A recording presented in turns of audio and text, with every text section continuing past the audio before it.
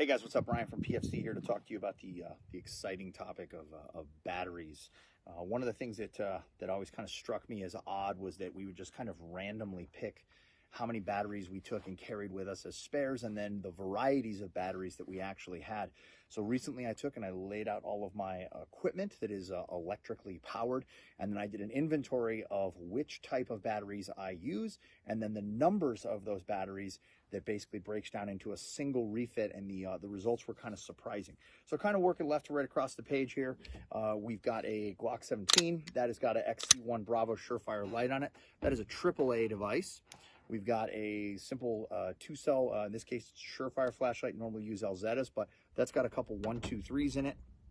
On my carbine, on my rifle, I've got a Valhalla light on the front of it. That takes a single 1, 2, 3. My laser takes a single 1, 2, 3. Then I've got a Comp M5 aim point on top that takes a single AAA. On hearing protection, on a set of Peltors, these are Comtacs right here. Those take a couple of AAAs. Here we've got an infrared strobe, one of several that I have, but just on this one, that's a single 1, 2, 3. On your helmet setup and then nods, this is a single PVS 14 that runs on a AAA. We've got a single 1, 2, 3 inside of a helmet light, and then a 2032 that takes and runs inside of this little snake light that's on this sucker over here. So I also usually on my Peltors, I also have a snake light that's on top of that. So when we took and we looked at those numbers and they all shook out, it came out to the 1, 2, 3 batteries, the Surefire batteries, the little 1, 2, 3 alphas. A normal refit for me would be I'd have 6 of those running.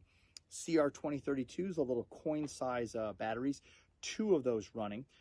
AAA batteries, I'd have 4 AAAs, and then I'd have AA batteries as 1. So 6, 2, 4, and 1 spread across the entire thing.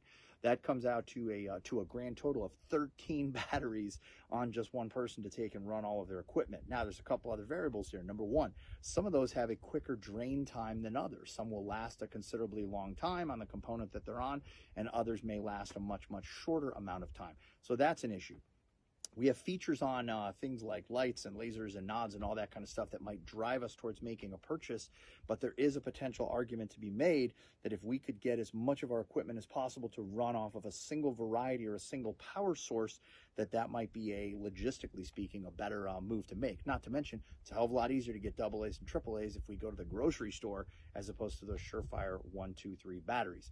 Storage of them, that also makes an issue as well. Anyway, the point of this exercise, and we'd encourage you guys to do the exact same thing, is that when we grab batteries that we're just kind of throwing in the bag to go to a course or on the road or on a deployment or whatever, a lot of times there's not a lot of thought that's put into it, and we'd encourage you guys to do an inventory of your equipment in this same way, and it might surprise you which batteries you have more of, which batteries you have less of, what lasts longer, what lasts less.